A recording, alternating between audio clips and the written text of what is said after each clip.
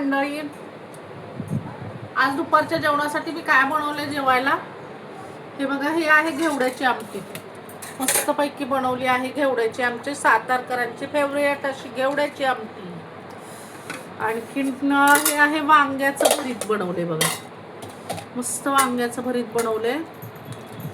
हे आहे भात. हे आहे चपात्या त्याच्यासोबत खायला. हे बघा चपात्या त्याच्यासोबत खायला.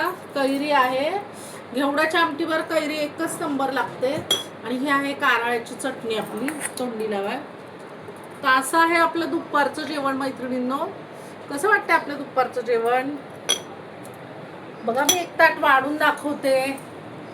बघा कसं वाटतं आपलं दुपारचं जेवण. मग व्हिडिओ आवडला तर लाईक करा मैत्रिणींनो. आज कैऱ्यांना मी तिखट मीठ लावलं नाही. म्हटलं आज कच्चीच कैरी खायची. आमटीवर खूप छान लागते कच्ची कैरी. हे आहे वांग्याचं भरीत आपलं. हे भात. मोगरा बासमती पण चिकटच होतोय. हा वा. कारळाची चटणी. हे बघा कारळाची चटणी.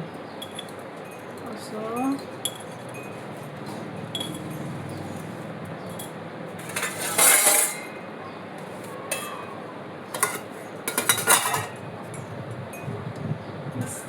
काळ्या घेवड्याची आमटी.